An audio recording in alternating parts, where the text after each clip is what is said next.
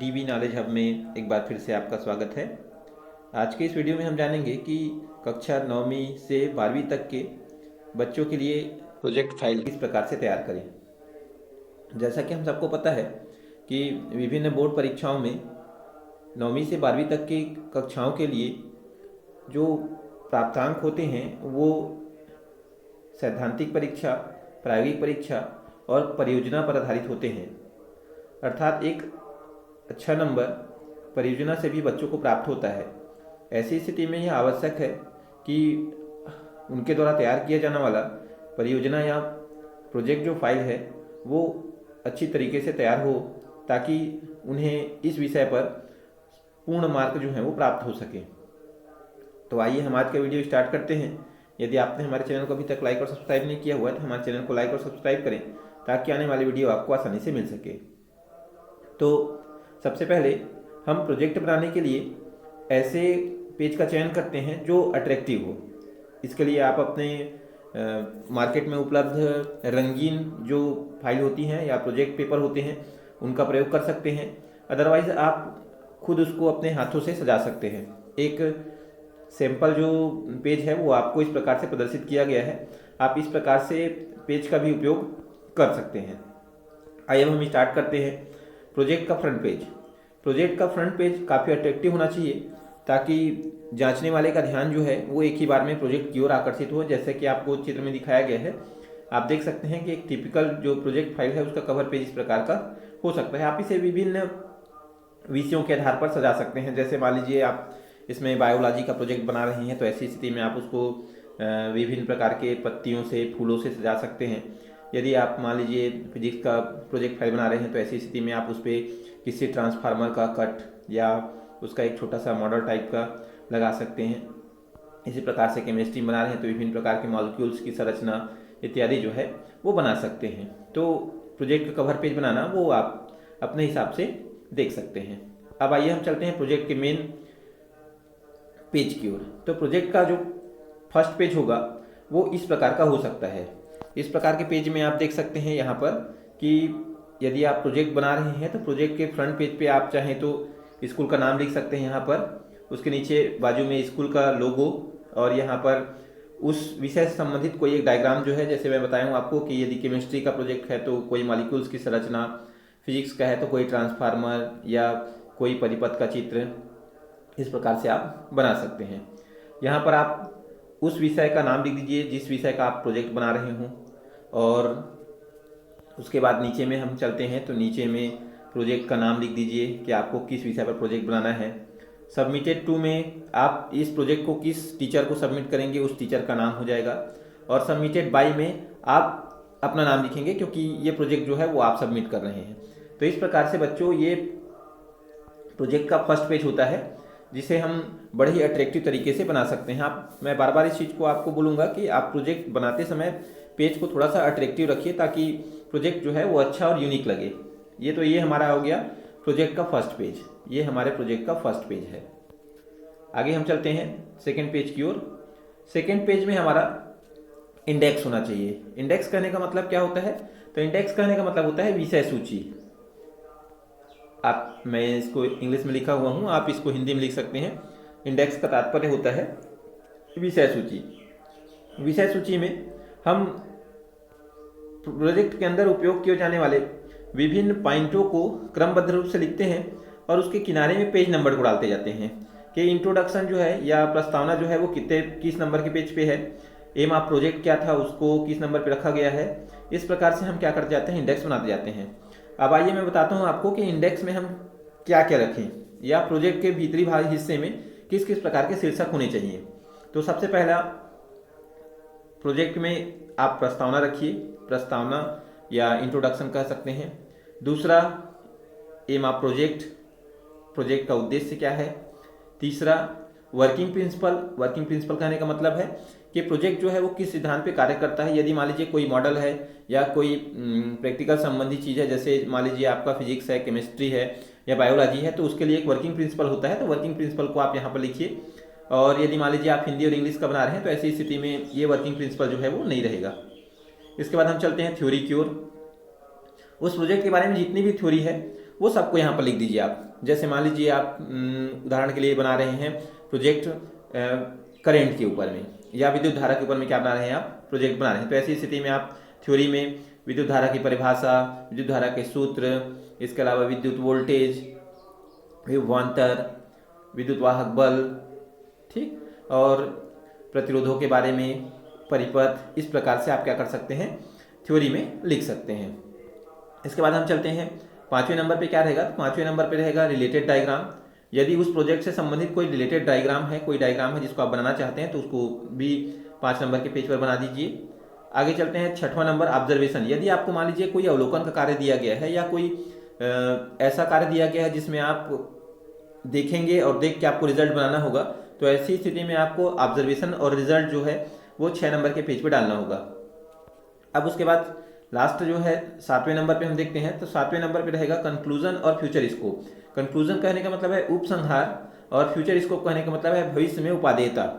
इसका तात्पर्य यह है कि आप इस प्रोजेक्ट को करने के बाद किस निष्कर्ष पर पहुंचते हैं और उस निष्कर्ष में पहुंचने से उस जो आपने रिजल्ट पाया हुआ है उस रिजल्ट का फ्यूचर में क्या स्कोप है, इसके बारे में आपको यहाँ पर 7वें पॉइंट पे लिखना है।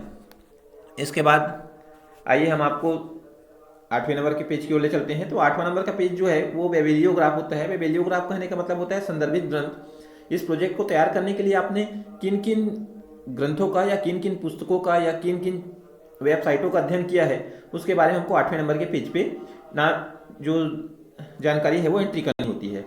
ये इंट्रोडक्शन के किनारे में जो पेज नंबर डला हुआ है, तो यहाँ पे बताइएगा आपकी इंट्रोडक्शन जो है कितने नंबर के पेज पे है, ऑब्जर्वेशन एंड रिजल्ट जो है वो कितने नंबर के पेज पे है। तो इस प्रकार से आप बताते जाइएगा, ताकि यदि जो जांच करने वाला है, जो आपके प्रोजेक्ट फाइल को चेक करेगा, वो यदि मान लीजिए उसको रिलेटेड डायग्राम चाहिए, तो यहाँ से देखकर आसानी से ही रिलेटेड डायग्राम पर इस पेज नंबर की सहायता से आसानी से रिलेटेड डायग्राम तक के पहुँच सकता है सीधे ही। अब आइए मैं आपको अब विस्तार से बताता हूँ कि हमको किस किस पेज पर क्या क्या लिखना है करके। तो ये हमारा सेकेंड पेज हो गया। आइए हम चलते हैं अगले पेज की ओर। अगला पेज है हमारा सर्टिफिकेट। सर्टिफिकेट कहने का तात्पर्य होता है प्रमाण पत्र। इस पेज पर हमारे जो एग्जामिनर है या हमारे जो इंटरनल एग्जामिनर या एक्सटर्नल एग्जामिनर जो होंगे, जैसा आप देख सकते हैं इंटरनल एग्जामिनर या एक्सटर्नल एग्जामिनर जो हैं वो हमको सर्टिफाइड करते हैं कि हमने ये जो प्रोजेक्ट है वो बनाया हुआ है और हमारा जो प्रोजेक्ट है वो काफ़ी अच्छा या सराहनीय रहा। जैसा कि आप देख सकते हैं यहाँ पे लिखा हुआ है, this is certified that student name, यहाँ पर स्टूडेंट का नाम आ जाएगा, student of class 12 has successfully completed this physics project. यदि ये फिजिक्स का रहेगा तो फिजिक्स का प्रोजेक्ट लिखेंगे, केमिस्ट्री रहेगा तो केमिस्ट्री का प्रोजेक्ट लिखेंगे, बायो रहेगा तो बायो का प्रोजेक्ट लिखेंगे। Under the guidance of mister, किसके गाइडेंस में उन्होंने क्या किया, इस प्रोजेक्ट को पूर्ण किया। तो ये सर्टिफिकेट जो है वो हमारे प्रोजेक्ट के 3 नंबर के पेज पर रहेगा। इसका हिंदी में मैं आपको एक प्रतिरूप दिखा देता हूँ। हिंदी में इसे आप इस प्रकार से लिख सकते हैं, जैसा कि आप देख सकते हैं कि प्रमाण पत्र ऊपर में हो जाएगा, उसके नीचे में लिखा रहेगा प्रमाणित किया जाता है कि छात्र का नाम कक्षा 12वीं के छात्र हैं जिन्होंने परियोजना का नाम हो जाएगा यहाँ पर, को सफलतापूर्वक बनाया है। इस परियोजना के दौरान इन्होंने बहुत अच्छी मौलिकता और रचनात्मकता दिखाई है। इसके नीचे में हो जाएगा प्रधान पाठक का हस्ताक्षर या प्रधानाध्यापक या प्रिंसिपल का हस्ताक्षर, और यहाँ पर अध्यापक या टीचर के हस्ताक्षर हो सकते हैं। यहाँ पर इंटरनल और एक्सटर्नल एग्जामिनर भी क्या कर सकते हैं, हस्ताक्षर जो है कर सकते हैं। तो इस प्रकार से हमारा जो ये पेज है वो कंप्लीट हो जाता है। इसके बाद चलिए हम अपने अगले पेज की ओर चलते हैं।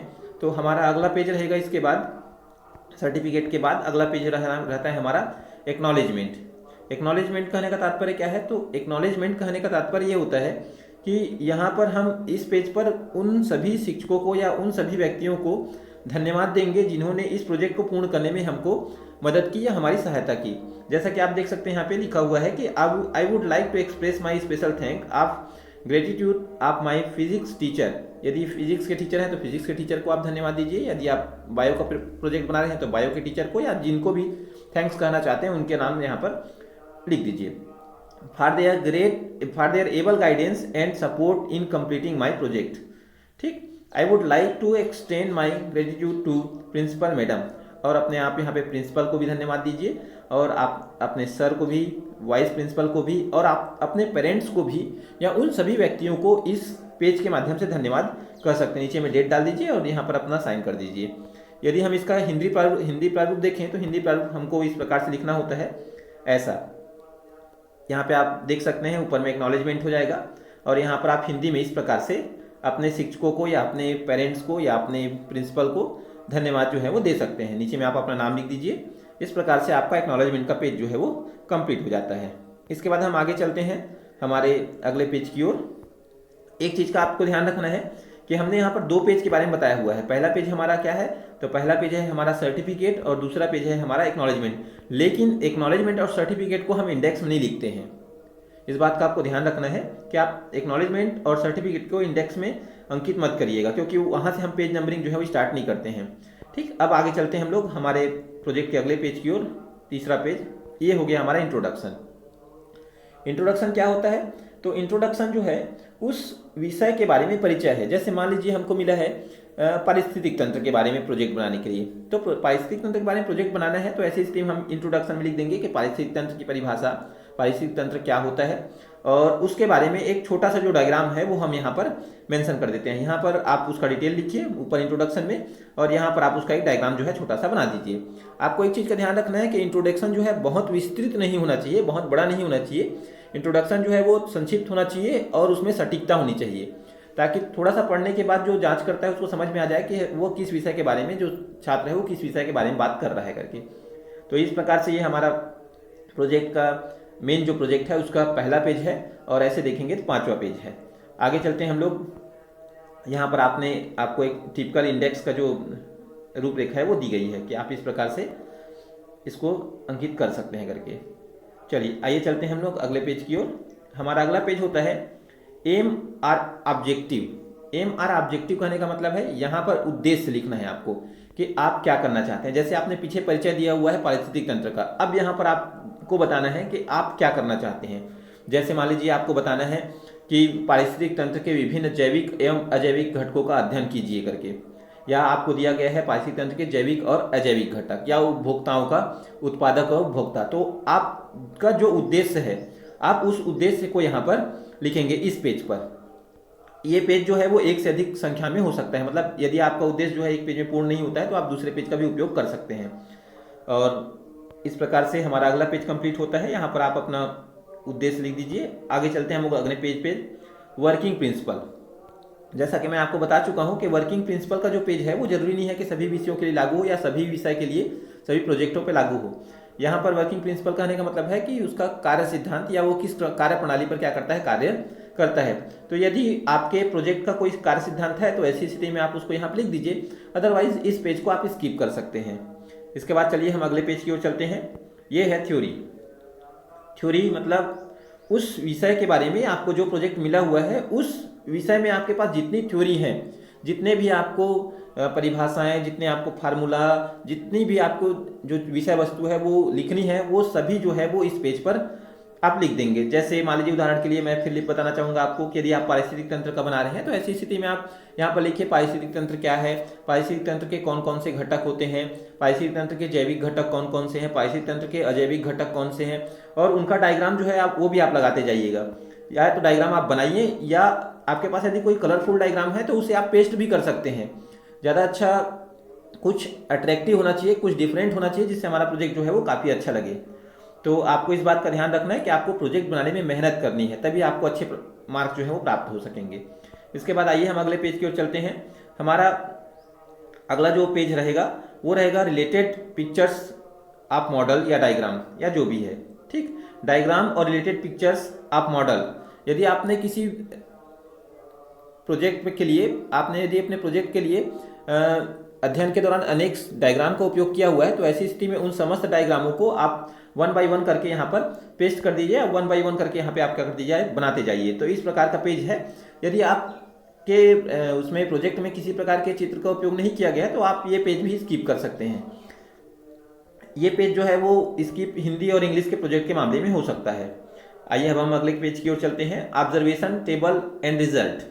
इस पेज में आप अपने जो प्रोजेक्ट किया हुआ है या आपने जो प्रोजेक्ट कंप्लीट किया हुआ है उस प्रोजेक्ट में यदि आपने जो देखा हुआ है उसको आप यहाँ पे मेंशन करेंगे, उसको आप यहाँ पर लिखेंगे, और इसके अलावा आपको जो रिजल्ट मिला है उस रिजल्ट को भी आप इस पेज में दिखाएंगे। इसके अलावा हम अगले पेज की ओर चलते हैं, कंक्लूजन एंड फ्यूचर स्कोप। ये आपके प्रोजेक्ट का सेकेंड लास्ट पेज होता है जिसमें आपको उस प्रोजेक्ट के बारे में कंक्लूजन लिखना है या उपसंहार लिखना है। इसमें आपने क्या प्रोजेक्ट के बारे में क्या आपको अच्छी बातें मिली, प्रोजेक्ट से आपको क्या नकारात्मक विचार मिले, उन सभी को आपको यहाँ पर लिखना है। और उस प्रोजेक्ट की भविष्य में क्या उपयोगिता रहेगी उसके बारे में भी आपको यहाँ पर लिखना है। आगे हम चलते हैं हमारे लास्ट पेज की ओर। हमारा लास्ट जो पेज होता है वो होता है बिब्लियोग्राफ। बिब्लियोग्राफ कहने का मतलब है कि आपने इस प्रोजेक्ट को बनाने के लिए किन किन ग्रंथों का या किन किन पुस्तकों का या किन किन व्यक्तियों से क्या किया, संपर्क किया। तो आपको इस पेज में उन सभी संदर्भित ग्रंथों या वेबसाइटों का नाम लिखना है। जैसे आप यहाँ पे देख सकते हैं कि हमने इस प्रोजेक्ट को बनाने के लिए इनका इनका उपयोग किया है, गूगल का, विकिपीडिया का, एनसीईआरटी के बुक का और इस वेबसाइट का। अब ये बिब्लियोग्राफ जो है वो हम किस प्रकार से लिखें उसके लिए आपको एक सैंपल है, ये देख सकते हैं कि संदर्भ सूची, बिब्लियोग्राफ को हिंदी में संदर्भ सूची कहते हैं। संदर्भ सूची में हमको सभी उन पुस्तक, पत्रिकाओं, समाचार पत्रों का या शोध लेखों का क्या किया जाता है, विवरण दिया जाता है, मतलब पुस्तकों के बारे में बताया जाता है। यदि हमने जिन पुस्तकों या जिन समाचार पत्रों का बिब्लियोग्राफ में नाम दिया हुआ है तो उनके बारे में हमको ये भी लिखनी चाहिए कि उस पुस्तक के लेखक कौन है, उसका प्रकाशक का वर्ष क्या है और स्थान क्या है और पृष्ठ संख्या क्या है, जिस पुस्तक से हमने इस प्रोजेक्ट के लिए डाटा लिया हुआ है। यदि हम इंटरनेट की वेबसाइटों का उल्लेख करते हैं तो इंटरनेट की वेबसाइटों का हमको पूर्ण रूप से क्या करना चाहिए, पूरी कड़ी का क्या करना चाहिए, उल्लेख करना चाहिए। अब एक मैं आपको सिंपल दिखाता हूं कि हमारा जो प्रोजेक्ट है, प्रोजेक्ट फाइल के जो पेज है वो किस प्रकार से होने चाहिए। तो हमारे इस प्रोजेक्ट फाइल के जो पेज हैं वो इस प्रकार से अच्छे, अट्रैक्टिव होने चाहिए। यहाँ पर आप इस प्रकार के बिब्लियोग्राफ लिखना है तो आप इस प्रकार के डायग्राम का भी उपयोग कर सकते हैं या इस प्रकार के अट्रैक्टिव पेज का भी उपयोग कर सकते हैं। तो हमने ये जाना कि किस प्रकार से हम अपना एक प्रोजेक्ट जो है वो अट्रैक्टिव और अच्छे मैनर में बना सकते हैं। यदि आपको हमारा चैनल अच्छा लगा हो तो हमारे चैनल को लाइक और सब्सक्राइब करें और अपने दोस्तों से भी शेयर करें। धन्यवाद।